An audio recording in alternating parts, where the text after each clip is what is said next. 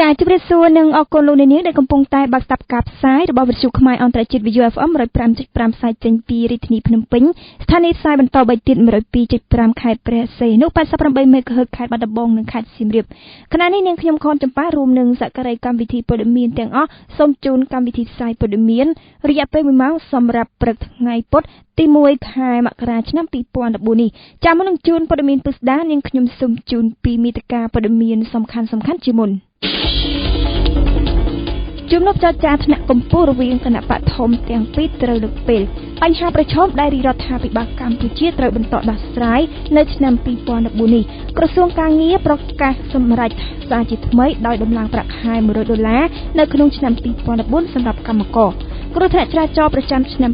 2013នៅកម្ពុជាបានសម្លាប់មនុស្សជិត 2,000 នាក់ដែលព្រឹត្តិការណ៍អន្តរជាតិវិញប្រជាជនឥណ្ឌូនេស៊ីជាង 19,000 នាក់ត្រូវជម្លៀសចេញពីលំនៅឋានដោយសារបន្ទុះភ្នំភ្លើងអង្គការសហប្រជាជាតិជំរុញឲ្យភាគីទាំងពីរនៅស៊ូដង់ខាងត្បូងសហការក្នុងការចរចាគ្នាអាឡម៉ង់ជំរុញឲ្យជប៉ុនចូលរួមនៅក្នុងការដោះស្រាយវិនិច្ឆ័យកម្មក្នុងសង្គ្រាមលោកលើកទី2រួមនឹងព្រឹត្តិការណ៍ជាតិនិងអន្តរជាតិមួយចំនួនទៀតព័ត៌មានរហ័សច្បាស់លាស់មាននៅក្នុងវិទ្យុខ្មែរអន្តរជាតិ VOFM ព័ត៌មានជាតិ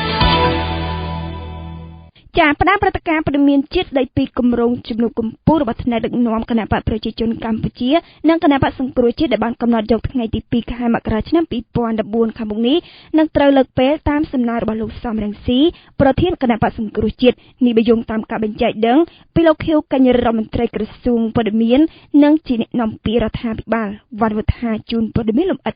បើទោះបីជាគណៈបកនយោបាយធំទាំងពីរនៅកម្ពុជាបានកំណត់ថ្ងៃចរចាគ្នាយ៉ាងណាក៏ដោយក៏គម្រោងជំនួបកម្ពុជារបស់ថ្នាក់ដឹកនាំគណៈបកប្រជាជនកម្ពុជានិងគណៈបកសង្គ្រោះជាតិដែលបានកំណត់យកថ្ងៃទី2ខែមករាឆ្នាំ2014ខាងមុខនេះមិនបានទទួលជោគជ័យនោះទេ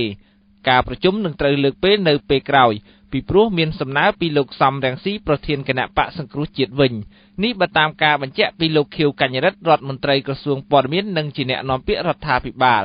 លោកខៀវកញ្ញរដ្ឋបានបញ្ជាក់ថាកិច្ចជំនួបកម្ពុជានេះធ្វើឡើងដើម្បីដោះស្រាយបញ្ហាជាប់គាំងនយោបាយនៅពេលបច្ចុប្បន្ននេះគឺមិនត្រូវបានស្ថិតក្នុងការពិចារណានៅឡើយដោយគណៈបកប្រជាជនកម្ពុជារងចាំចម្លើយពីគណៈបកសង្គ្រោះជាតិការរងចាំចម្លើយដោយសារតែគណៈបកប្រជាជនកម្ពុជាចង់ឲ្យមានការជជែកគ្នាបញ្ហាកែតម្រង់កោជបនិងការបោះឆ្នោតតែគណៈបកសង្គ្រោះជាតិបានទាមទារការបញ្ចូលរបៀបវិរៈឆ្លើយតបទៅនឹងការទាមទាររបស់បាតកោគឺការកែតម្រង់ប្រព័ន្ធបោះឆ្នោតការទាមទារឲ្យមានការបោះឆ្នោតឡើងវិញនិងការដំឡើងប្រាក់ឈ្នួលដល់កម្មករនៅទូទាំងប្រទេសកម្ពុជាវិទ្យុខ្មែរអន្តរជាតិ VOFM បានសុំការបញ្ជាក់ពីមន្ត្រីគណៈបកសង្គ្រោះជាតិដើម្បីបញ្ជាក់មូលហេតុនៃការស្នើសុំរបស់ប្រធានគណៈបកប្រឆាំងនេះតែបានត្រូវលោកស្រីមួសុខហួរមន្ត្រីជាន់ខ្ពស់គណៈបកសង្គ្រោះជាតិឲ្យសួរលោកយឹមសវណ្ណអ្នកនាំពាក្យគណៈបកសង្គ្រោះជាតិវិញខ្ញុំមិនដឹងទេរឿងនឹងដល់សួរលោកយឹមសវណ្ណចាគាត់ជាអ្នកនាំពាក្យ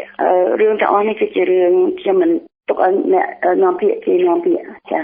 យ៉ាងណាក៏ដោយវិទ្យុខ្មែរអន្តរជាតិ VOFM បានទូរស័ព្ទសុំការបំភ្លឺពីលោកយឹមសវណ្ណតែទូរស័ព្ទលោកគ្មានអ្នកលើកគូបញ្ជាក់ថាកាលពីថ្ងៃទី30ខែធ្នូលោកខៀវកញ្ញរដ្ឋបានប្រាប់អ្នកសារព័ត៌មានថាសម្ដេចហ៊ុនសែនយល់ព្រមឲ្យមានការជួបជុំគ្នាជាលក្ខណៈកម្ពុជាមួយរវាងគណៈបកមានអាសនៈក្នុងសភាទាំងពីរនៅថ្ងៃទី2ខែមករាឆ្នាំ2014នេះតែត្រូវបានលោកសំរងស៊ីប្រធានគណៈបកសង្គ្រោះជាតិស្នើឲ្យមានការពិភាក្សាគ្នាលើបញ្ហាប្រាក់ឈ្នួលកម្មករខណៈដែលសម្ដេចហ៊ុនសែនឲ្យមានតែការជជែកគ្នាបញ្ហាកែតម្រង់កោជបនិងការបោះឆ្នោតចាបន្តចាប់អារម្មណ៍ព្រឹត្តិការណ៍ព័ត៌មានជាតិស្ដីពីនៅមានបញ្ហាជាច្រើនដែលរដ្ឋាភិបាលមិនទាន់ដោះស្រាយចប់រួចរាល់នៅក្នុងឆ្នាំ2013បញ្ហាទាំងនោះរដ្ឋាភិបាលនឹងបន្តដោះស្រាយទៀតសម្រាប់ឆ្នាំ2014ដែលបានមកដល់នៅថ្ងៃនេះបើតាមអ្នកខ្លំមើលស្ថានភាពសង្គមនយោបាយនៅក្នុងប្រទេសកម្ពុជាបានឲ្យដឹងថាបញ្ហាដែលរដ្ឋាភិបាលអាណត្តិទី4ត្រូវបន្តដោះស្រាយនៅក្នុងឆ្នាំ2014រួមមានបញ្ហាគ្មានការងារធ្វើនៅក្នុងចំណោមយុវជនបញ្ហាស្ថានភាពក្រីក្ររបស់ប្រជាជនបញ្ហាចំនួនដីធ្លីនិងបញ្ហាចំនួននយោបាយជាដើមតែមានសេណារីយ៉ូអ្វីខ្លះដែលរដ្ឋាភិបាលអាចយកមកដោះស្រាយបញ្ហាទាំងនេះបានចាយើងវិលមកលម្អិតព័ត៌មាននេះនៅក្នុងនីតិហេតុការណ៍សំខាន់ដោយមានបទសម្ភាសន៍រវាងខួនសុភ័ក្រជាមួយលោកបណ្ឌិតកែមលីអ្នកខ្លំមើលស្ថានភាពសង្គមនយោបាយឯករាជ្យនៅក្នុងប្រទេសកម្ពុជានាពេលបន្តិចទៀតព័ត៌មានរហ័សច្បាស់លាស់ មាននៅក្នុងវិទ្យុខ្មែរអន្តរជាតិ VO FM ចាបន្តចាប់ផ្ដើមព្រឹត្តិការណ៍ព័ត៌មានជាតិស្ដីពីក្រសួងសង្គមគិច្ចអតីតយុវជននិងយុវនីតិសម្បទាកាលពីព្រឹកថ្ងៃទី31ខែធ្នូបានបើកសិក្ខាសាលាមួយស្ដីពីការចាប់ផ្ដើមរៀបចំផែនការជាតិអភិវឌ្ឍកុមាររយៈពេល10ឆ្នាំចាប់ពីឆ្នាំ2015ដល់ឆ្នាំ2025នៅសន្តាគារកម្ពុជាណារំដួលចត្រាជូនព័ត៌មានលម្អិតក្រសួងសង្គមគិច្ចអតីតយុវជននិងយុវនីតិសម្បទាកាលពីព្រឹកថ្ងៃទី31ខែធ្នូនេះបានបើកសិក្ខាសាលាស្ដីពីការចាប់ផ្ដើមរៀបចំផែនការជាតិអភិវឌ្ឍកុមាររយៈពេល10ឆ្នាំពីឆ្នាំ2015ដល់ឆ្នាំ2025ខាងមុខដោយមានអ្នកចូលរួមប្រមាណជាង300នាក់នៅសន្តាគារកម្ពុជាយ៉ាណារាជធានីភ្នំពេញទន្ទឹមនឹងនេះលោកស្រីញ៉ែបសុភីបអគ្គលេខាធិការស្ដីទីនៃអគ្គលេខាធិការដ្ឋានក្រមប្រឹក្សាជាតិកម្ពុជាដើម្បីកុមារបានបញ្ជាក់ថាផែនការអភិវឌ្ឍកុមារគឺរៀបចំឡើងដើម្បីទ្រទ្រង់ការពារនិងលើកកម្ពស់សុខុមាលភាពរបស់កុមារជាពិសេសពង្រឹងទិសដៅយុទ្ធសាស្ត្រលើកុមារជាមួយគ្នានេះលោកស្រីខៀវបូរីរដ្ឋលេខាធិការក្រសួងសង្គមគិច្ចបានបញ្ជាក់បន្ថែមថាក្រមប្រឹក្សាជាតិកម្ពុជាដើម្បីកុមារក៏មានយន្តការជាច្រើនទៀតជាមួយដៃគូការងារពាក់ព័ន្ធទៅលើវិស័យកុមារដែលរាជរដ្ឋាភិបាលនឹងធ្វើការបង្កើតឡើងដូចជាគណៈកម្មាធិការជាតិគាំពៀនិងអភិវឌ្ឍកុមារតូចៗគណៈកម្មាធិការជាតិដឹកនាំការបង្ក្រាបអំពើជួញដូរមនុស្សការរត់ពន្ធការធ្វើអាជីវកម្មពលកម្មលើស្ត្រីនិងកុមារគណៈកម្មាធិការសុវត្ថិភាពលើកុមារក្នុងវិស័យទេសចរគណៈកម្មាធិការពិគ្រោះយោបល់កិច្ចការស្ត្រីនិងកុមារនៃក្រមប្រឹក្សារាជធានីខេត្តគណៈកម្មាធិការទទួលបន្ទុកកិច្ចការនារីនិងកុមារក្នុងឃុំសង្កាត់ក្រមប្រឹក្សាស្ដារវិស័យកសិកម្មនិងអភិវឌ្ឍជនបទក្រមប្រឹក្សាសកម្មភាពជនពិការក្រុមការងារពហុវិស័យស្ដីពីកុមារកំព្រានិងកុមារងាយរងគ្រោះក្រុមការងារយុត្តិធម៌អនិច្ចជនអនុគណៈកម្មាធិការពលកម្មកុមារនិងទម្រង់នៃការកេងប្រវ័ញ្ចផ្សេងៗមកលើកុមារនិងមានគណៈកម្មាធិការនិងក្រុមការងារមួយចំនួនផ្សេងទៀតសូមបញ្ជាក់ថាផែនការជាតិអភិវឌ្ឍកុមារមានរយៈពេល10ឆ្នាំសម្រាប់ឆ្នាំ2015ដល់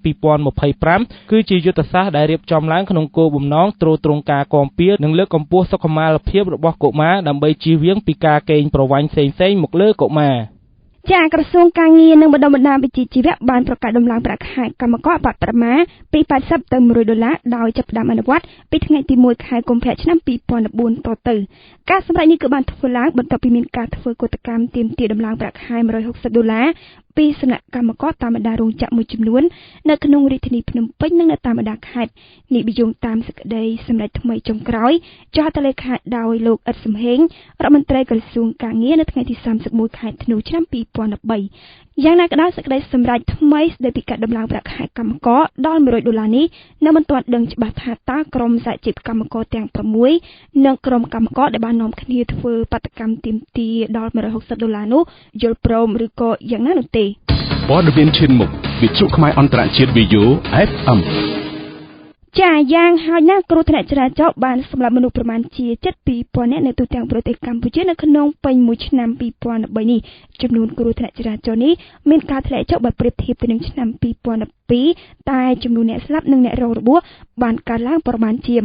20%បានវត្ថាជូនព័ត៌មានលម្អិតចំនួនគ្រោះថ្នាក់ចរាចរណ៍នៅកម្ពុជាក្នុងឆ្នាំ2013បានធ្លាក់ចុះបើធៀបទៅនឹងឆ្នាំ2012ការធ្លាក់ចុះនៅអត្រាគ្រោះថ្នាក់ចរាចរណ៍ប្រចាំឆ្នាំប៉ុន្តែបានកើនឡើងនៅចំនួនអ្នកស្លាប់និងអ្នករងរបួសដែលក្នុងនោះមានអ្នកស្លាប់ចំនួន1901នាក់និងអ្នករងរបួសនៅក្នុងគ្រោះថ្នាក់ចរាចរណ៍ជាង7000នាក់អ្នករងរបួសដែលឈានដល់ស្លាប់និងរងរបួសដោយមិនបានពាក់មួកសុវត្ថិភាពមានចំនួន 41% ប្រចាំឆ្នាំ2013នេះក្នុងនោះអ្នកដែលស្លាប់និងរងរបួសច្រើនជាងគេនៅក្នុងគ្រោះថ្នាក់ចរាចរណ៍គឺប្រជាពលរដ្ឋជាកសិករស្ថិតនៅក្នុងលំដាប់លេខ1លេខ2គឺក្រុមកម្មករនិងសិស្សសាលាត្រូវបានឈរនៅក្នុងលំដាប់ថ្នាក់ទី3នៃអ្នកគ្រោះថ្នាក់ចរាចរណ៍នេះបើតាមការបញ្ជាក់ពីលោកច័ន្ទកឹមសេងប្រធាននាយកដ្ឋានកណ្ដាលសណ្ដាប់ធ្នាប់សាធារណៈអគ្គស្នងការដ្ឋាននគរបាលជាតិនៃក្រសួងមហាផ្ទៃការបញ្ជាក់នេះត្រូវបានធ្វើឡើងនៅព្រឹកថ្ងៃទី30ខែធ្នូឆ្នាំ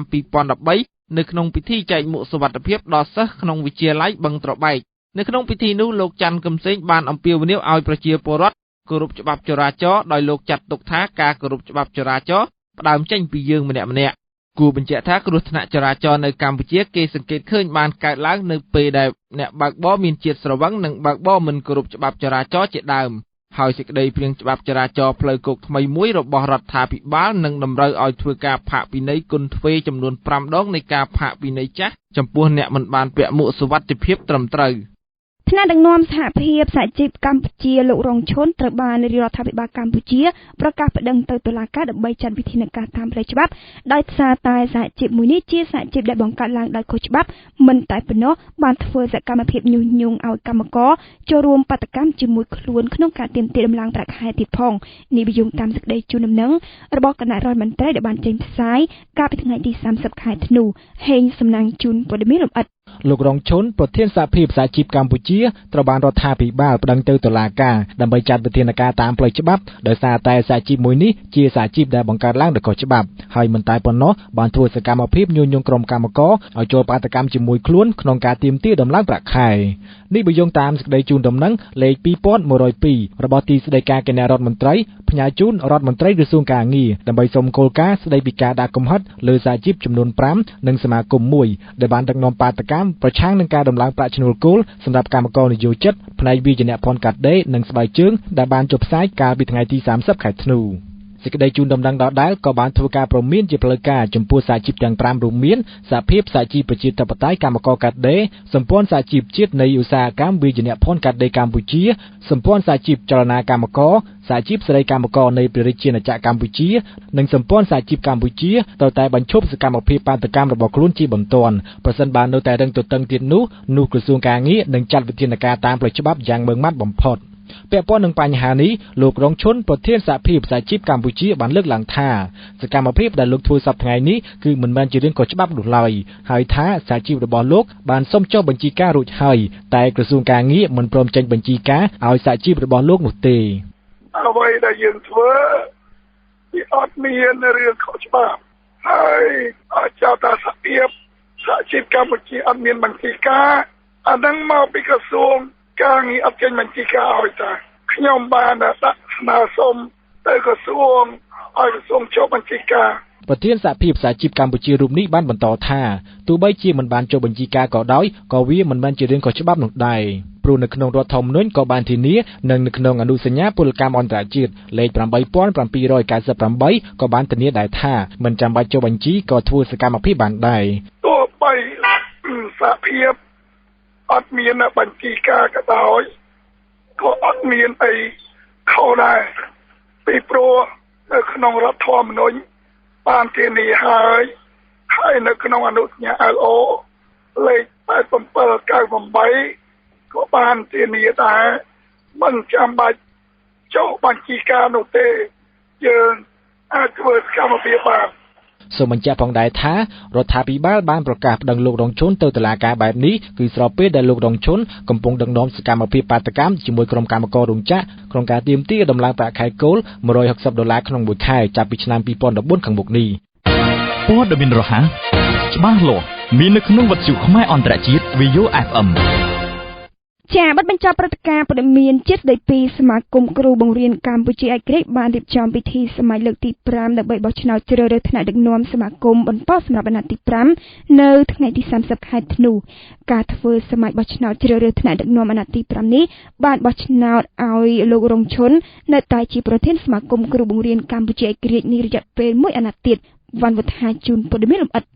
ក្រុមសមាគមគ្រូបង្រៀនឯករាជ្យកម្ពុជាបានធ្វើពិធីសមាជលើកទី5ដើម្បីបោះឆ្នោតជ្រើសរើសថ្នាក់ដឹកនាំសមាគមគ្រូបង្រៀនឯករាជ្យនៅអាណត្តិទី5នេះបន្ទាប់ពីថ្នាក់ដឹកនាំអាណត្តិទី4ដែលបានដឹកនាំដោយលោករងឈុនអស់រយៈពេល3ឆ្នាំបានបញ្ចប់ទៅនៅភោជនីយដ្ឋានទន្លេបាសាក់នៅម៉ោង 7 ព្រឹកនៅថ្ងៃទី31ខែធ្នូចុងឆ្នាំ2013នេះនៅក្នុងអង្គសមាជលើកទី5នេះសមាគមគ្រូបង្រៀនឯករាជ្យបានបោះឆ្នោតជ្រើសរើសលោករងឈុនជាប្រធានសមាគមនេះដដែលនេះបើតាមការបញ្ជាក់ពីលោករងឈុនដែលកំពុងតែដឹកនាំកម្មករធ្វើបាតកម្មទាមទារដំឡើងប្រាក់ឈ្នួល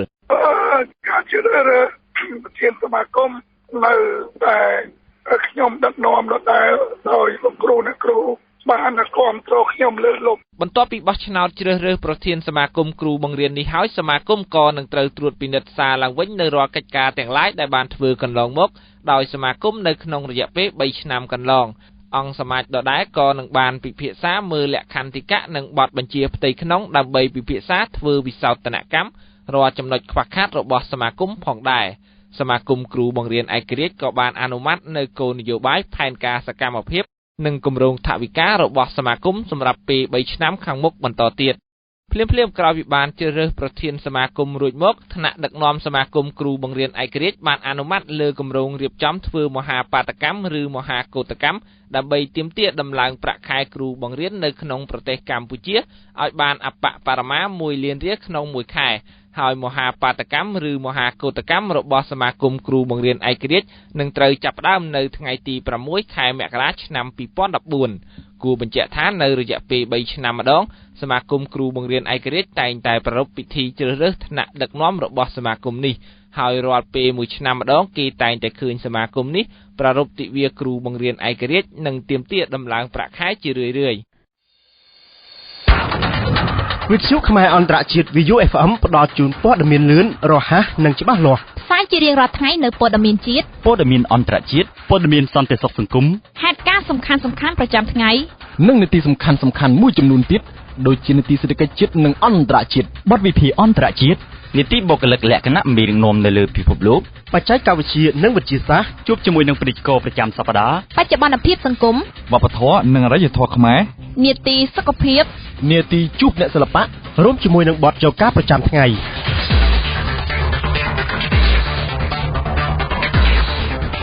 ផ្សាយជូន3ដងក្នុងមួយថ្ងៃពេលព្រឹកចាប់ពីម៉ោង6ដល់ម៉ោង7ព្រឹកថ្ងៃត្រង់ចាប់ពីម៉ោង12ដល់ម៉ោង1រសៀលនិងពេលល្ងាចចាប់ពីម៉ោង6ដល់ម៉ោង7យប់វិទ្យុខ្មែរអន្តរជាតិ VU FM ព័ត៌មានឈានមុខ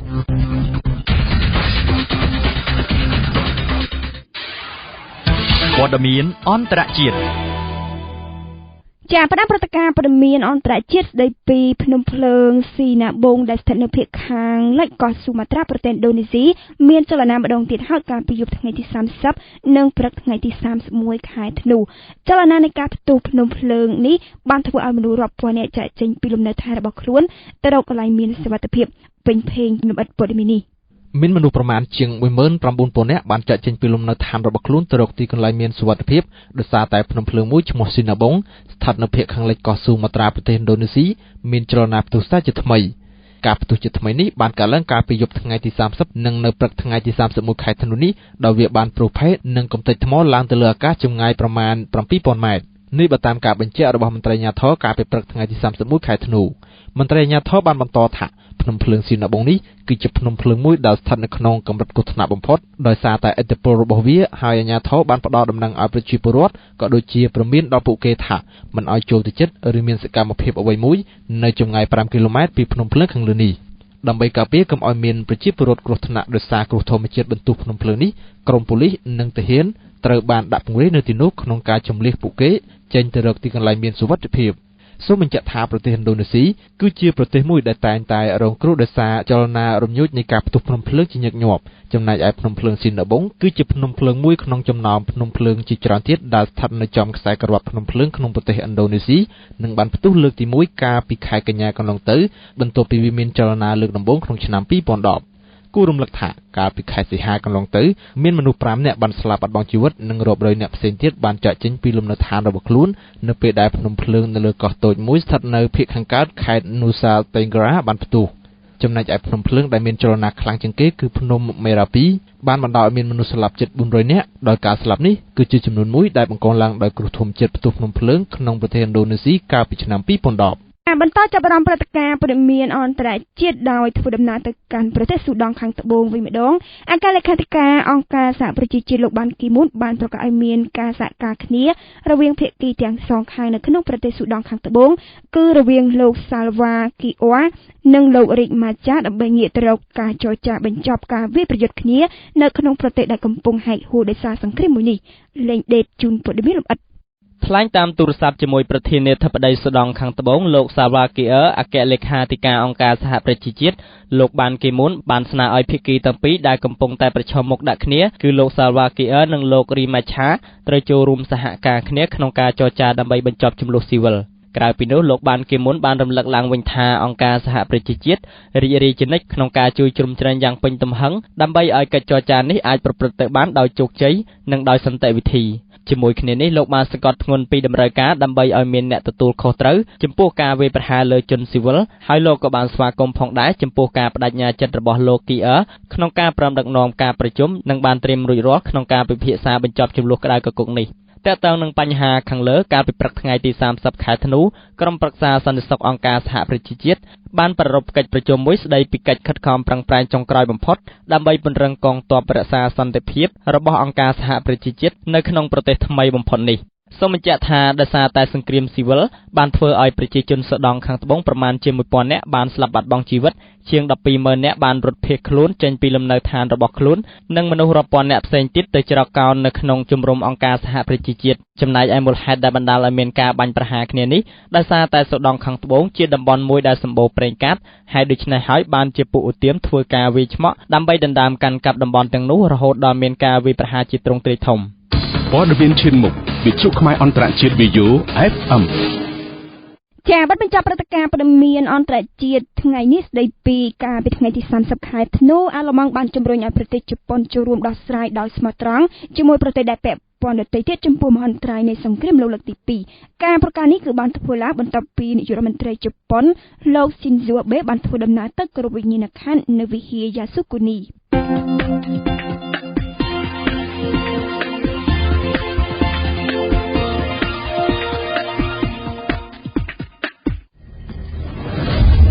ខ្ញុំផ្ដល់ព័ត៌មានលឿនរហ័សនិងច្បាស់លាស់ជូនលោកអ្នកយ៉ាងពិតប្រាកដមិនត្រឹមតែព័ត៌មានការកំសាន្តអប់រំនិងចំណេះដឹងថ្មីៗត្រូវបានផ្សាយជូនជារៀងរាល់ថ្ងៃអ្វីដែលពិសេសទៅទៀតនោះខ្ញុំជាជើងឯកក្នុងការផ្សព្វផ្សាយពាណិជ្ជកម្មសេវាកម្មទៅអតិថិជនរបស់លោកអ្នកយ៉ាងមានប្រសិទ្ធភាពវិទ្យុ VU FM ជាដៃគូផ្ដល់ព័ត៌មានកំសាន្តនិងដៃគូផ្សព្វផ្សាយពាណិជ្ជកម្មរបស់លោកអ្នកទំនាក់ទំនងផ្សាយតាមរយៈលេខ077 60 85 88 016 37 71 71កម្មវិធីព័ត៌មានឧបត្ថម្ភដោយ iCare ភ្នែកភ្លឺល្អជីវិតកាន់តែបវរទិញផ្ទះក្នុងក្តីស្រមៃរបស់អ្នកជាមួយអត្រាការប្រាក់ត្រឹមតែ 6.99% ប៉ុណ្ណោះក្នុងមួយឆ្នាំពីធនាគារ Hong Leong ទូរស័ព្ទលេខ023 999 711ពីម៉ងអូតនិមិត្តសញ្ញាបញ្ជាក់ពីគុណភាពពិសាទឹកបរិសុទ្ធអូរ៉ាល់រួមកម្លាំងគ្នាដើម្បីមនុស្សធម៌ប្រាសាទរីកចម្រើនជាមួយគ្នាចាប្រិយមិត្តអ្នកស្ដាប់ជាទីគោរពលោកអ្នកកំពុងស្ដាប់កម្មវិធីផ្សាយព័ត៌មានរបស់វិទ្យុខ្មែរអន្តរជាតិ VU FM កម្មវិធីផ្សាយបន្តគឺជានីតិហេតុការណ៍សំខាន់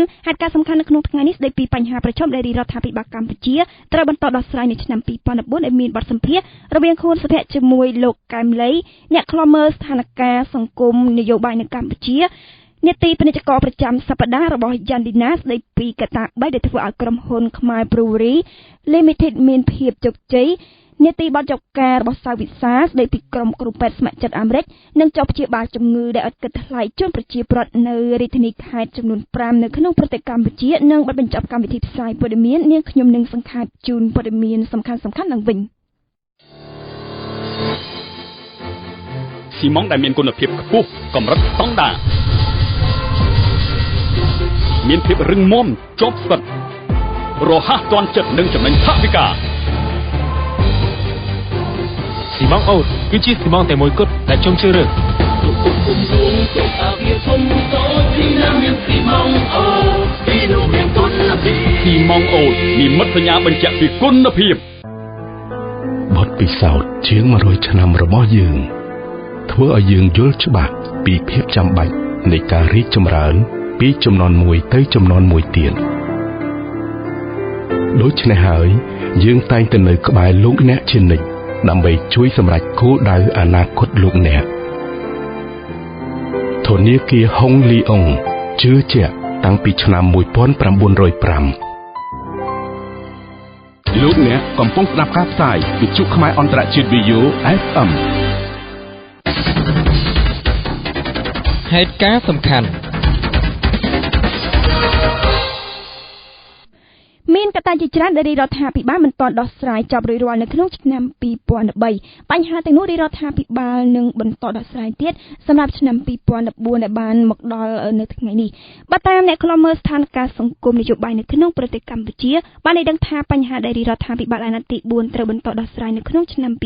2014រួមមានបញ្ហាគ្មានការងារធ្វើនៅក្នុងចំណោមយុវជនបញ្ហាស្ថានភាពក្រីក្ររបស់ប្រជាជនបញ្ហាចំនួនដីធ្លីនិងបញ្ហាចំនួននយោបាយជាដើមតើមានសេណារីយ៉ូអ្វីខ្លះដែលរដ្ឋាភិបាលអាចយកមកដោះស្រាយបញ្ហាទាំងនេះបានចាក់ជាបន្តសូមស្ដាប់បទសម្ភាសន៍រវាងខួនសុភ័ក្រជាមួយលោកបណ្ឌិតកែមលីអ្នកខ្លំមើលស្ថានភាពសង្គមនយោបាយកម្ពុជាឯករាជ្យនៅក្នុងនីតិហេតុការណ៍សំខាន់ដូចតទៅ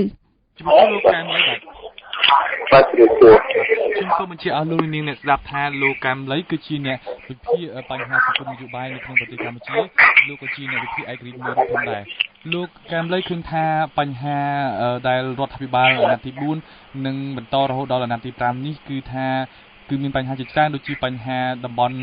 បឹងកក់តំបន់បុរីកីឡាដែលមិនទាន់ដោះស្រាយបានបញ្ហាវិបត្តិនយោបាយនៅពេលបច្ចុប្បន្ននេះក៏មិនទាន់ដោះស្រាយបានផងដែរហើយធ្វើឲ្យមានបញ្ហាការតវ៉ាជាច្រើនទៀតដូចជាការតវ៉ារបស់កម្មករសូមដំឡើងប្រាក់ខែការតវ៉ាក្រុមម៉ូតូឌុបម៉ូតូកង់3ជាដើមក្នុងការទម្លាក់តម្លៃប្រេងសាំងជាដើមលោកបណ្ឌិតបើសិនជាបញ្ហាទាំងអស់នេះនៅតែមិនទាន់ដោះស្រាយទៀតនៅឆ្នាំ2014ខាងមុខនេះតើនឹងធ្វើឲ្យមានការឧបសគ្គនៅក្នុងការដឹកនាំរដ្ឋាភិបាលដែរឬទេបាទជារួមយើងឃើញបញ្ហាផ្សេងដែលកើតឡើងនៅក្នុងសង្គមរៀបរយតាំងពីឆ្នាំ1993បញ្ហាខ្លះរហូតមកដល់បច្ចុប្បន្ននេះអញ្ចឹងបញ្ហាដីធ្លីបញ្ហាជនអន្តរប្រវេសន៍បញ្ហាដីសម្បត្តិសិទ្ធិសេរីភាពអំពើពុករលួយឬក៏តម្លើងប្រាក់ខែទៅដល់ប្រទេសវិទ្យាកម្មករឯនឹងវាជាបញ្ហារួមទៅហើយវាជាបញ្ហាប្រព័ន្ធឧទាហរណ៍ដូចជាអំបោះឆៅអញ្ចឹងវាជាពាក់មិនងាយនឹងដោះទេវាលែងតែរដ្ឋាភិបាលគាត់រៀបចំនៅរបៀបដឹកនាំថ្មីយន្តការថ្មីកំណែតម្រង់ជាជំរុញសិទ្ធិបត្តិដើម្បីដោះស្រាយបញ្ហានីមួយៗបញ្ហាដែលកំពុងតែកើតឡើងបច្ចុប្បន្ននេះអាចនាំឲ្យមានហានិភ័យខ្ពស់ចំពោះប្រទេសកម្ពុជានៅក្នុងត្រីមាសទី1ឬត្រីមាសទី2ប្រសិនបើមិនមានការសម្របសម្រួលខាងផ្នែកនយោបាយសមស្របទៅនឹងសេចក្តីត្រូវការរបស់ប្រជាពលរដ្ឋអានឹងរឿងមួយណាហើយបញ្ហាធំដែលរដ្ឋាភិបាលជួបប្រទះស្មុគស្មាញបំផុតនោះគឺទី1ដែលសំខាន់គឺបញ្ហាអត់ការងារធ្វើក្នុងចំណោមយុវជនបញ្ហាអត់ការងារធ្វើហ្នឹងគឺវាអាចនាំឲ្យមានការបាក់បោថ្មីបន្ថែមទៀតក្នុងចំណោមយុវជនអាហ្នឹងរឿងមួយរឿងទី2គឺបញ្ហាស្ថានភាពក្រីក្ររបស់ប្រជាពលរដ្ឋទោះបីយ៉ាងណាក៏ដោយស្ថានភាពក្រីក្រដែលក្រសួងការបរទេសបានធ្វើការសិក្សាថ្មី2013នេះគឺ22.89% ប្រជាជនរស់នៅក្រោមបន្ទាត់ភាពក្រីក្រប៉ុន្តែការសិក្សាផ្សេងគឺស្ថានភាពក្រីក្ររបស់ប្រជាពលរដ្ឋនៅចន្លោះពី30ទៅ50% នៅឡើយកន្លែងនេះគឺជាភាពស្មុគស្មាញមួយដែលរដ្ឋាភិបាលត្រូវរៀបចំយុទ្ធសាស្ត្រថ្មីមិនអាចរៀបចំយុទ្ធសាស្ត្របណ្ដាលទេទី3បញ្ហាដីធ្លីបញ្ហាដីសម្បត្តិសេដ្ឋកិច្ចដែលប៉ះពាល់ទៅដល់ធនធានធម្មជាតិនិងការរស់នៅរបស់សត្វនិងមនុស្សទាំងឡាយនឹងត្រូវរដ្ឋាភិបាលរៀបចំកិច្ចការឬក៏យុទ្ធសាស្ត្រថ្មីបំផុតសម្រាប់ដោះស្រាយបញ្ហានេះហើយយុទ្ធសាស្ត្រថ្មីដែលរដ្ឋាភិបាលមិនទាន់បានអនុវត្តនឹងមានហើយត្រូវការពិភាក្សាគ្រប់ជ្រុងជ្រោយបញ្ហាដែលសំខាន់ដែលអូសបន្លាយគឺបញ្ហានៃការបោះឆ្នោតដែលមិនមានតម្លាភាពអញ្ចឹងរដ្ឋាភិបាលត្រូវធ្វើកំណែតម្រង់ពិតប្រាកដនៅក្នុងយន្តការបោះឆ្នោតកំណែតម្រង់ពិតប្រាកដនៅប្រព័ន្ធបោះឆ្នោតដើម្បីឲ្យជៀសវាងនៅបញ្ហាវិបត្តិក្រោយបោះឆ្នោតជា allergy បាទហ្នឹងដែលខ្ញុំសូមសង្ខេបជូនបាទលោកបណ្ឌិតកែមលីចាត់តទៅនឹងបញ្ហាដែលលោកបណ្ឌិតបានលើកឡើងទាំងខាងដើមនេះហើយបើសិនបើជានៅក្នុងឆ្នាំ2014ឬក៏ជាឆ្នាំបន្តទៀតហ្នឹងនៅតែមិនអាចដោះស្រាយបានទៀតតើរដ្ឋាភិបាលអាចនឹងមានបញ្ហារង្គោះរង្គើដែរទេបាទជារួមឥឡូវនេះកំពុងតែមានបញ្ហារង្គោះរង្គើហើយគឺមានចលនាពីរផ្សេងគ្នា ទី1គឺចលនារបស់កងកម្លាំងប្រដាប់អាវុធនិងរដ្ឋាភិបាលទី2គឺចលនាមហាជនទូទៅតែម្ដងទាំងមន្ត្រីរាជការទាហានប៉ូលីសជារដ្ឋសាមញ្ញយុវជនហើយជាដើមឡើយ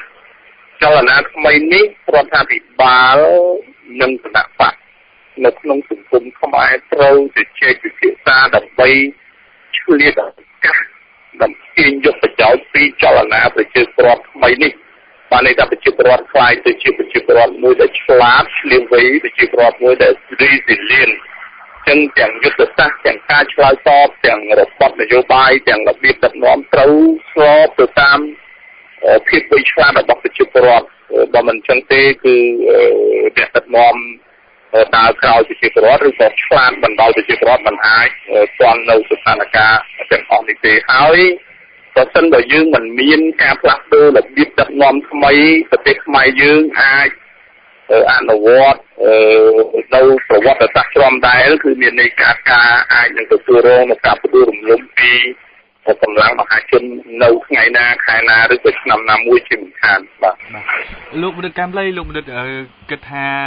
បញ្ហាទាំងអស់ហ្នឹងអាចនឹងដោះស្រាយបានឬទេហើយបើអាចដោះស្រាយបានតាមស្ណារីយ៉ូបែបណាដែរបាទជារួមនៅក្នុងដំណោះស្រាយនយោបាយមាន2ដែលសំខាន់ទី1គឺការសម្របសម្រួលខាងផ្នែកនយោបាយឲ្យគណៈបកមួយទទួលខុសត្រូវយន្តការរដ្ឋាភិបាលដែលជាយន្តការអភិបាលកិច្ចហើយគណៈបកមួយទទួលខុសត្រូវយន្តការរាជរដ្ឋាភិបាលដែលជាយន្តការប្រតិបត្តិឲ្យដាច់ពីគ្នាដោយតាមគោលការណ៍លទ្ធិប្រជាធិបតេយ្យអាហ្នឹងគឺអាចសម្របសម្រួលមួយទី2អាចសម្របសម្រួលគ្នាដើម្បីរៀបចំឲ្យមានការបោះឆ្នោតឡើងវិញក៏ប៉ុន្តែបោះឆ្នោតនៅក្នុងពេលវេលាសមស្របណាមួយពីហោថា2015ឬក៏2016ដើម្បីយើងយកពេលវេលានេះកែតម្រង់គណៈកម្មការជ្រៀបចំការបោះឆ្នោតកែតម្រង់ច្បាប់បោះឆ្នោតនិងកែតម្រង់ប្រព័ន្ធឬក៏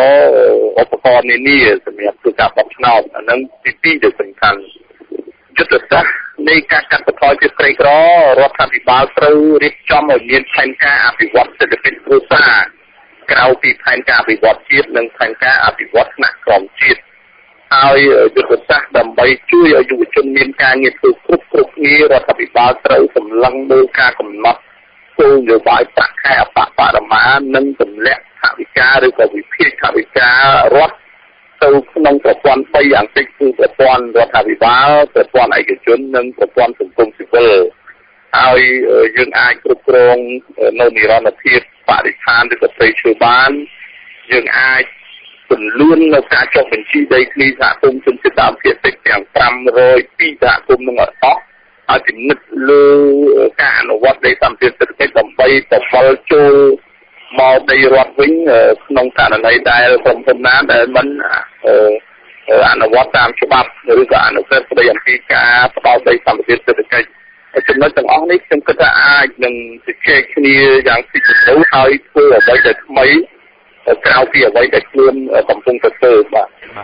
ទអរគុណច្រើនលោកបណ្ឌិតកែមលីដែលបានផ្ដល់បទសម្ភាសន៍ដល់វិទ្យុខ្មែរអន្តរជាតិ VOFM នៅក្នុងនីតិហេតុការណ៍សំខាន់នៅថ្ងៃនេះខ្ញុំសូមបញ្ជាក់ឲ្យលោកនាងអ្នកស្ដាប់ថាលោកបណ្ឌិតកែមលីគឺជាអ្នកវិភាគបញ្ហាសង្គមនយោបាយនៅក្នុងប្រទេសកម្ពុជាហើយលោកបណ្ឌិតក៏ជាអ្នកវិភាគបញ្ហានយោបាយឯករាជ្យមួយរូបផងដែរនៅក្នុងប្រទេសកម្ពុជាសូមអរគុណនិងសូមគោរពលាលោកបណ្ឌិតកែមលីបាទបើខ្ញុំដឹងខ្ញុំផ្សាយឲ្យអ្នកដឹងបើខ្ញុំយល់ខ្ញុំបញ្យល់ឲ្យអ្នកយល់ខ្ញុំគឺវិទ្យុខ្មែរអន្តរជាតិ VOFM វត្តមានរបស់ខ្ញុំដើម្បីមនុស្សគ្រប់គ្នាខ្ញុំតែងមានវត្តមានក្នុងសកម្មភាពមនុស្សធម៌ខ្ញុំគឺទឹកពិសាគុណភាពអូរ៉ាល់អូរ៉ាល់គឺជាទឹកពិសាដែលមានគុណភាពអូរ៉ាល់គឺជាជម្រើសដ៏ប្រសើរដើម្បីសុខភាពនិងអារម្មណ៍ស្រស់ថ្លារីករាយជាមួយអូរ៉ាល់គ្រប់វ័យគ្រប់ទីកន្លែងនិងគ្រប់ពេលវេលាពិសាទឹកបរិសុទ្ធអូរ៉ាល់រួមកម្លាំងគ្នាដើម្បីមនុស្សធម៌ទិញផ្ទះក្នុងក្តីស្រមៃរបស់អ្នកជាមួយអត្រាការប្រាក់ត្រឹមតែ 6.99% ប៉ុណ្ណោះក្នុងមួយឆ្នាំពីធនាគារហងលីអុងទូរស័ព្ទលេខ023 999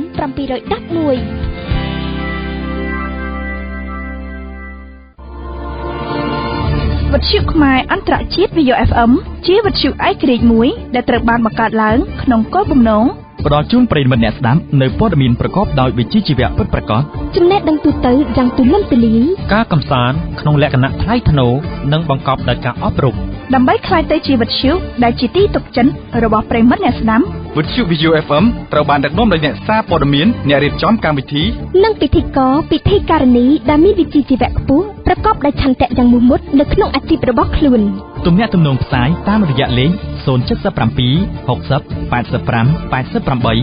016 37 71 71ព្រឹត្តិការណ៍នយោបាយសេដ្ឋកិច្ចនិងសង្គមមានផ្សាយជូនរៀងរាល់ថ្ងៃនៅក្នុងកម្មវិធីព័ត៌មានពេលព្រឹកចាប់ពីម៉ោង6ដល់ម៉ោង7ពេលថ្ងៃចាប់ពីម៉ោង12ដល់ម៉ោង1រសៀលពេលល្ងាចចាប់ពីម៉ោង6ដល់ម៉ោង7យប់វិទ្យុខ្មែរអន្តរជាតិ VOFM ព័ត៌មានឈានមុខតើអ្នកកំពុងស្វែងរកកន្លែងសន្សំប្រាក់ដើម្បីធ្វើឲ្យសាច់ប្រាក់របស់អ្នកកើនឡើងមែនទេប្រាសាជាជំរឿនដ៏ល្អបំផុតសម្រាប់អ្នកបើគណនីសន្សំជាមួយប្រាសាកេងនេះអ្នកនឹងទទួលបានអត្រាការប្រាក់ខ្ពស់រហូតដល់ 9.75% ព្រមទាំងបាន ATM ដោយឥតគិតថ្លៃលោកអ្នកអាចធ្វើការដកប្រាក់ផ្ទេរប្រាក់ពិនិត្យតាមម៉ូតូសាច់ប្រាក់ទូទាត់វិក័យប័ត្រនិងបញ្ចូលទឹកប្រាក់ក្នុងទូរស័ព្ទបានគ្រប់ពេលវេលាគ្រប់ទីកន្លែងប្រាសារីកចម្រើនជាមួយគ្នាស៊ីម៉ងដែលមានគុណភាពខ្ពស់កម្រិតស្តង់ដារមានភាពរឹងមាំជាប់ស្វិតរហ័សទាន់ចិត្តនិងចំណេញថវិកា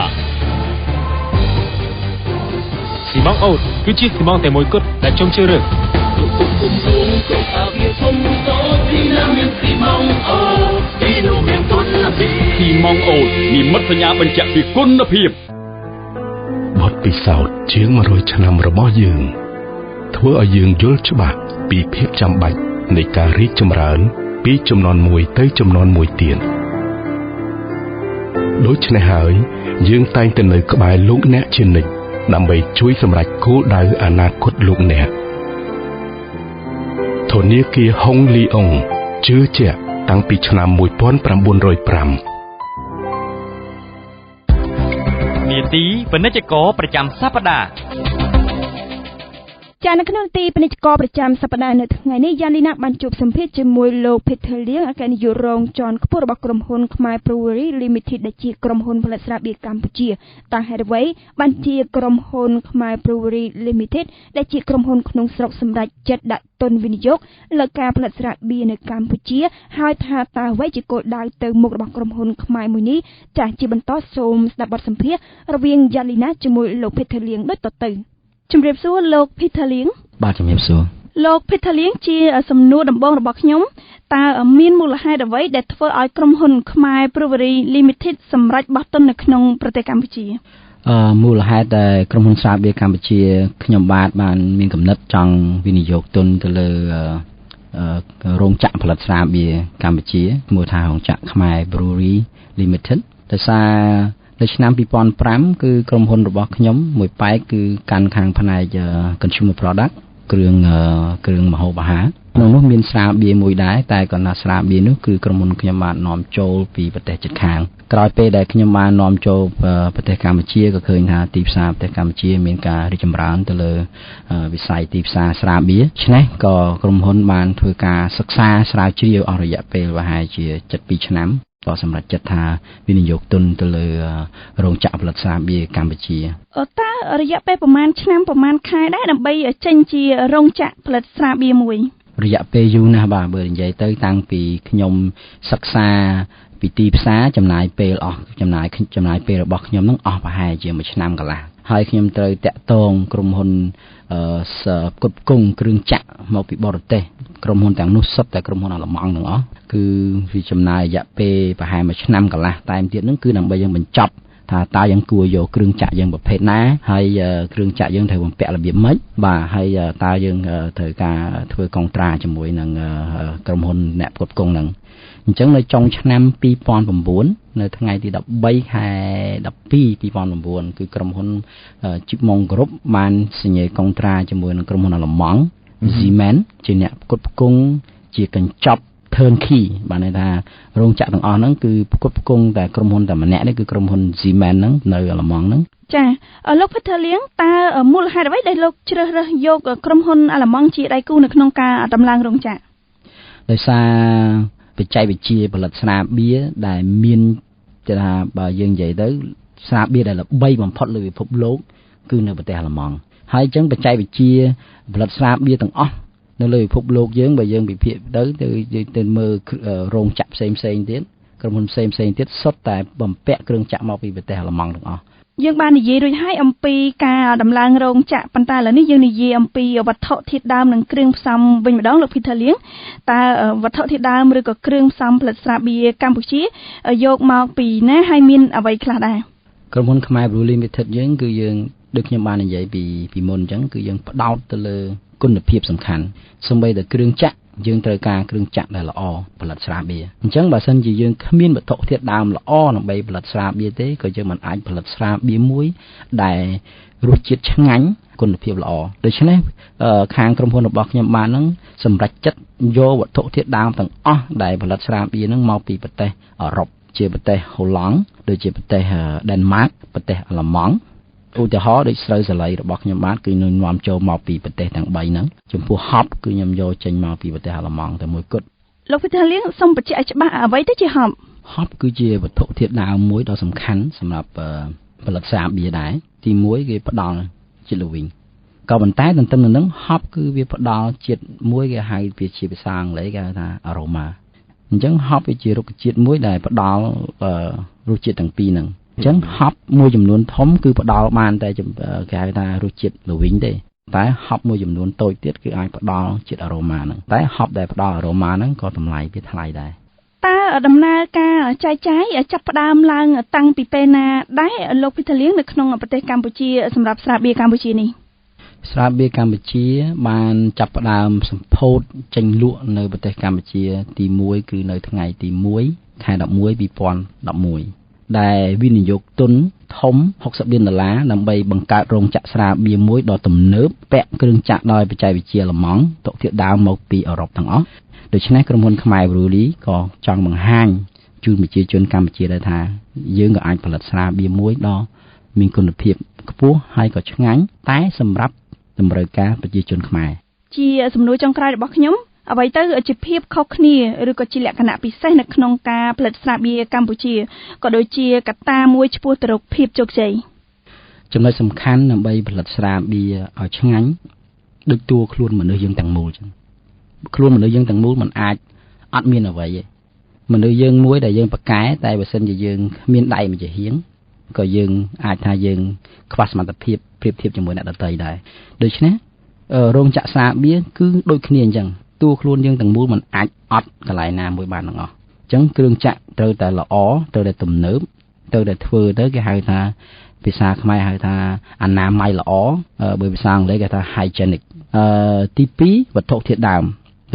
យកមកប្រើទៅវត្ថុធាតុដើមដែលល្អនិងមានគុណភាពខ្ពស់ដើម្បីយើងយកមកផលិតជាស្រាបៀរល្អតែចំណុចសំខាន់ទី3ដែលអ្នកខ្លះមួយចំនួនគឺគាត់បានភ្លេចតែចំពោះក្រុមហ៊ុនខ្មែរ Brewery គឺមិនភ្លេចទេគឺធនធានមនុស្សសិនជាយើងមានឡានល្អមានសាំងចាក់ទៅធ្វើឲ្យឡាននឹងជិះល្អក៏ប៉ុន្តែបើសិនអ្នកបើកបរហ្នឹងគាត់មិនចេះកាត់ចង្កូតឲ្យល្អគាត់មិនចេះបញ្ជារថយន្តឲ្យល្អក៏គាត់មិនអាចបើករថយន្តនឹងឲ្យឈ្នះគេដែរអញ្ចឹងរោងចក្រស្រាបៀរដូចគ្នាអញ្ចឹងដែរគឺទាមទារត្រូវមានម៉ាស៊ីនល្អគ្រឿងចក្រល្អវត្ថុធាតុដើមល្អតែកុំភ្លេចគឺធនធានមនុស្សអញ្ចឹងបូកផ្សំនឹង3កត្តានេះគឺយើងអាចផលិតស្រាបៀរមួយដ៏ឆ្ងាញ់ចាអរគុណលោក Peter Lieng ដែលបានផ្ដល់បទសម្ភាសន៍ដល់វិទ្យុខ្មែរអន្តរជាតិ VO FM សូមជម្រាបថាលោក Peter Lieng គឺជាអគ្គនាយករងជាន់ខ្ពស់របស់ក្រុមហ៊ុនខ្មែរ Brewery Limited ដែលជាក្រុមហ៊ុនផលិតស្រាបៀរកម្ពុជាបាទសូមអរគុណសូមជម្រាបលាវិទ្យុខ្មែរអន្តរជាតិ VO FM ផ្សាយជូនលោកអ្នកស្ដាប់19ម៉ោងក្នុងមួយថ្ងៃនិងជារៀងរាល់ថ្ងៃការផ្ ផ្សាយគ្របដណ្ដប់18ខេត្តក្រុងទូទាំងផ្ទៃប្រទេសតាមរយៈស្ថានីយ៍ផ្សព្វផ្សាយចំនួន4នៅរាជធានីភ្នំពេញ FM 105.5 MHz ខេត្តប្រសេនុ FM 102.5 MHz ខេត្តបាត់ដំបងនិងខេត្តសៀមរាប FM 88 MHz បន្ថែមពីនេះវិទ្យុ VO FM មានវិសាលភាពផ្សព្វផ្សាយទូទាំងសកលលោកពីគេហទំព័រដ៏មានប្រជាប្រិយភាព www.vayofm.com ទំនាក់ទំនងផ្សាយពាណិជ្ជកម្មតាមរយៈលេខ077 60 85 88 016 37 71 71ទិញផ្ទះក្នុងក្តីស្រមៃរបស់អ្នកជាមួយអត្រាការប្រាក់ត្រឹមតែ 6.99% ប៉ុណ្ណោះក្នុងមួយឆ្នាំពីធនាគារហងលីអុងទូរស័ព្ទលេខ023 999 711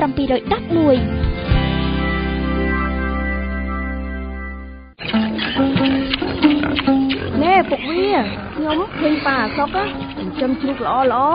គាត់ប្រាប់ថាគាត់ជ្រើសរើសពូជយកសៀមកចិញ្ចឹមណាអូម៉ែវាជ្រូកពូជយកសៀនឹងខ្ញុំឮល្បីយូរមកហើយតាំងតែពីឆ្នាំ1970ប្លាយមកម្លេះមែនហើយពុកវាទៅសួរនាំប៉ាអសុកមើលតើពូជជ្រូកយកសៀនឹងល្អមិនទៅអូប៉ាអសុកមកដល់ល្មមមកបងអង្គុយលេងភាសាតែមើលបងពូជជ្រូករបស់បងល្អត្រង់ណាខ្លះត្រូវហើយបងពូជជ្រូកយកសៀហ្នឹងពិតជាល្អមែនហើយល្បីលើលើពិភពលោកទៀតផងខ្ញុំបានទិញពូជជ្រូកហ្នឹងពីកសិដ្ឋាន Ampik ACMC ដែលនាំចូលពីប្រទេសអង់គ្លេសដោយក្រុមហ៊ុន Mongrati Group ពូជជ្រូកយកសៀហ្នឹងមានមេធំរងមាំទាកសាយខ្នងព្រែកពូកែចិញ្ចឹមកូនស៊ីចំណីតិចឆាប់ធំហើយធន់នឹងជំងឺទៀតបើនិយាយពីជ្រូកសាច់វិញអស់ទាស់តែម្ដងខ្លាញ់តិចហើយសាច់ច្រើនទៅម៉ែវាចាំអីទៀតទៅទិញពូជជ្រូកនឹងមកចិញ្ចឹមតែម្ដងទៅខ្ញុំតាមរកយូរហើយ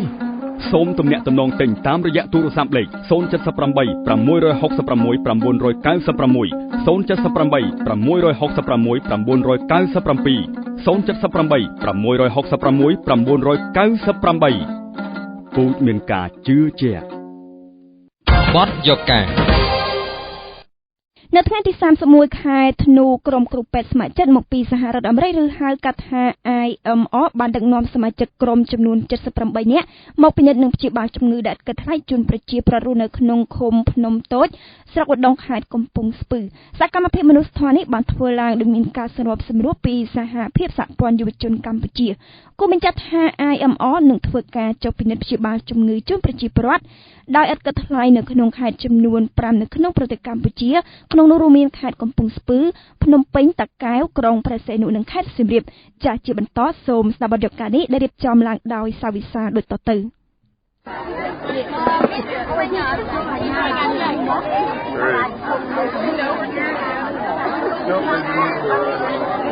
មិនតាមឆ្នាំឡើយទៅជំរាបថាដោយឡែកចំពោះក៏តតនឹងជំរាបមិញនេះជាសម្លេងនៃសកម្មភាពរបស់ក្រុមគ្រូពេទ្យស្ម័គ្រចិត្តមកពីសហរដ្ឋអាមេរិកដែលមានឈ្មោះថា International Medical Relief ដែលបានចូលមកពិនិត្យនិងព្យាបាលជំងឺដែលឥតគិតថ្លៃជូនប្រជាពលរដ្ឋរស់នៅក្នុងឃុំភ្នំតូចស្រុកឧដុង្គខេត្តកំពង់ស្ពឺសកម្មភាពមនុស្សធម៌ពីសំណាក់ក្រុមគ្រូពេទ្យស្ម័គ្រចិត្តនេះបានធ្វើឲ្យប្រជាពលរដ្ឋរស់នៅក្នុងភូមិឃុំខាងលើមានអារម្មណ៍ត្រេកអរនិងសប្បាយរីករាយយ៉ាងខ្លាំងដោយសារតែក្រុមការងារស្ម័គ្រចិត្តនេះមានសុទ្ធតែវិជ្ជាបណ្ឌិតជំនាញមកពិនិត្យនិងព្យាបាលជំងឺដោយផ្ទាល់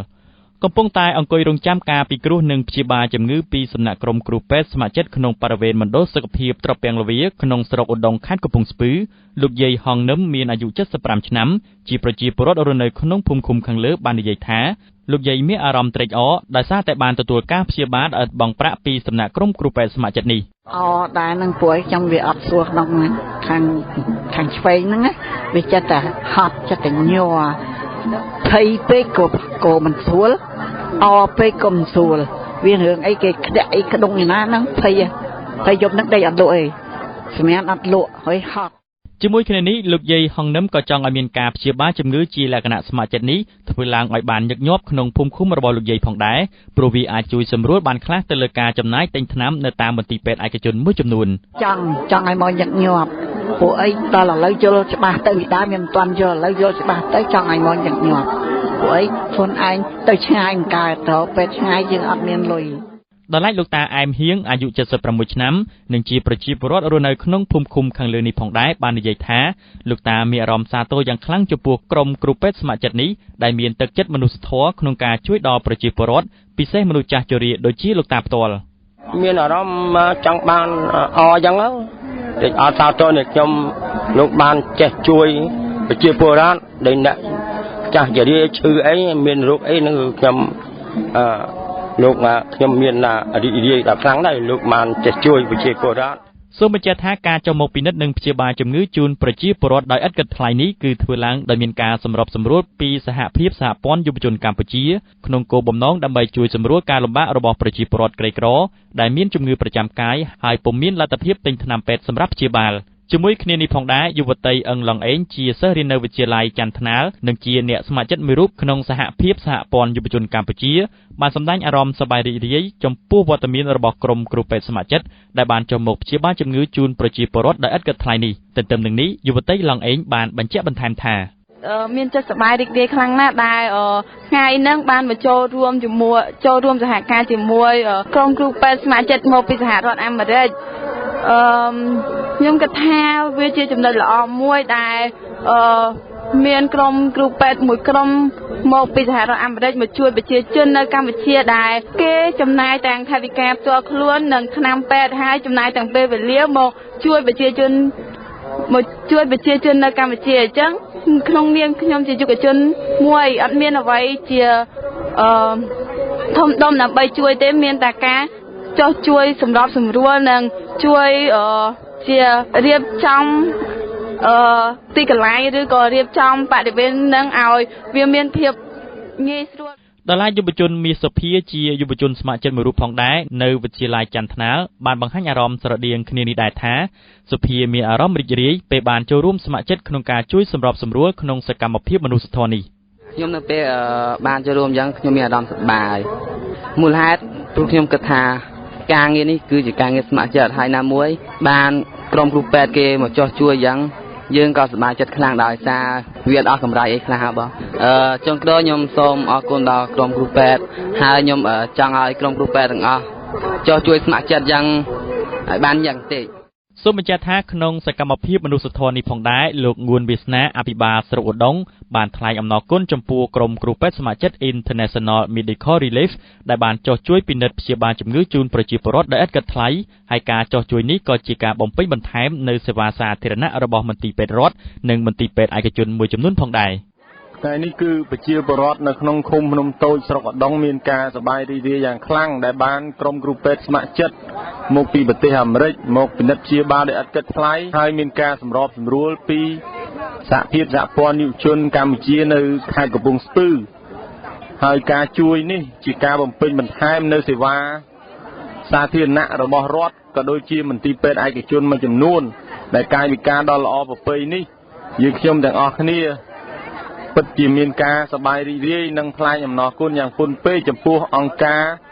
International Medical Relief សូមបញ្ជាក់ថា International Medical Relief ឬហៅកាត់ថា IMR គឺជាអង្គការមនុស្សធម៌មួយដែលតែងតែចុះជួយព្យាបាលជំងឺជូនប្រជាពលរដ្ឋឥតគិតថ្លៃនៅតាមបណ្ដាប្រទេសជាច្រើនជុំវិញពិភពលោកដល់ឡែកចំពោះការចុះជួយព្យាបាលជំងឺជូនប្រជាពលរដ្ឋនៅក្នុងប្រទេសកម្ពុជានេះ IMR មានគ្រូពេទ្យសរុបចំនួន78នាក់ដែលមកពីប្រទេសផ្សេងៗគ្នាមានដូចជាសហរដ្ឋអាមេរិកកាណាដាឥណ្ឌាអង់គ្លេសនិងប្រទេសកម្ពុជាផងដែរនេះជាការបញ្ជាក់ពីសំណាក់លោកស្រីអេមីជាប្រធានក្រុម IMR We will be in 5 separate projects ចឹង IMR ចុងមួយឆ្នាំនេះគឺគាត់មានគោលបំណងទៅ5ខេត្តណាខេត្តសៀមរាបខេត្តតាកែវភ្នំពេញហើយនិងទីក្រុងសីហនុហើយ IMR នឹងបណ្ឌិតជួយប្រជាជនចុកខ្មែរប្រហែលជាង 4000 នាក់ហើយនឹងពេទ្យថ្មីនឹងប្រណិតឲ្យប្រជាជនដែលមានជំងឺពេទ្យថ្មីដែលមានជំងឺថ្មីប្រហែលជាង500នាក់ and more than 500 dental patientsប្រធានក្រុម IMR រូបនេះបានបញ្ជាក់បន្ថែមថានេះគឺជាលើកទី3ហើយដែល IMR បានចុះមកព្យាបាលជំងឺជូនប្រជាពលរដ្ឋនៅក្នុងប្រទេសកម្ពុជាចំពោះការចុះជួយប្រជាពលរដ្ឋលើកនេះ IMR នឹងមានគម្រោងចុះទៅតាមបណ្ដារាជធានីខេត្តចំនួន5មានដូចជាខេត្តកំពង់ស្ពឺរាជធានីភ្នំពេញតាកែវក្រុងព្រះសីហនុនិងខេត្តសៀមរាប IMR នឹងព្យាបាលជំងឺទូទៅជូនប្រជាពលរដ្ឋចំនួន 4000 នាក់និងអ្នកជំងឺមាត់ធ្មេញចំនួន500នាក់ We have 78 team members We have team members that are from New Zealand. ចឹងប្រទេសនៃទៅក្រុមនេះមានចំនួន78នាក់គឺមានប្រទេសកម្ពុជាមានប្រជាជនមានអ្នកចូលរួមប្រថាក្រុមរបស់គាត់ហ្នឹងមានជនជាតិកម្ពុជាមួយមកពី New Zealand មកពីកាណាដាមកពីប្រទេសអាមេរិកមកពី Haiti ហើយមានប្រជាជនមកពីប្រទេសឥណ្ឌាដែរ Canada, Cambodia and the United States. គូបញ្ជាក់ថា IMO គឺជាក្រុមដែលមានការសហការគ្នារវាងគ្រូពេទ្យមកពីបណ្ដាប្រទេសខាងលើដោយបានចំណាយថវិកាផ្ទាល់ខ្លួនសម្រាប់សកម្មភាពមនុស្សធម៌នេះដោយមិនមានការជួយឧបត្ថម្ភពីសំណាក់អង្គការឬស្ថាប័នណាមួយនោះទេដោយឡែក IMO ធ្វើការពិនិត្យព្យាបាលជំងឺជូនប្រជាពលរដ្ឋនៅជំងឺទូទៅជំងឺមាត់ធ្មេញនិងកុមារលើកលែងតែជំងឺរ៉ាំរ៉ៃមហារីកនិងប្រភេទជំងឺធ្ងន់ធ្ងរផ្សេងទៀត VOFM Radio ខ្មែរ International លោកអ្នកកំពុងស្ដាប់វិទ្យុខ្មែរអន្តរជាតិ VOFM 你们现在听 VOFM 如果有一天你对我的爱只剩下残骸 បទពិសោធន៍ជាង100ឆ្នាំរបស់យើងធ្វើឲ្យយើងយល់ច្បាស់ពីភាពចាំបាច់នៃការរីកចម្រើនពីជំនាន់មួយទៅជំនាន់មួយទៀតដូច្នេះហើយយើងតែងតែនៅក្បែរលោកអ្នកជានិច្ចដើម្បីជួយសម្រេចគោលដៅអនាគតលោកអ្នកធនាគារហុងលីអុងជឿជាក់តាំងពីឆ្នាំ1905ចាប្រិយមិត្តអ្នកស្ដាប់ជាទីគោរពដោយសារតែពេលវេលានៃកម្មវិធីផ្សាយព័ត៌មានរបស់វិទ្យុខ្មែរអន្តរជាតិ VOFM បានឈានចូលមកដល់ទីបញ្ចប់អរគុណលោកអ្នកនាងដែលតែងតែបានស្ដាប់ការផ្សាយរបស់យើងខ្ញុំយ៉ាងទៀងទាត់ខណៈនេះនាងខ្ញុំខនចម្ប៉ាដែលជាអ្នកដឹកនាំកម្មវិធីផ្សាយរួមនឹងសក្តិកម្មវិធីព័ត៌មានទាំងអស់សូមអរគុណនិងសូមគោរពលា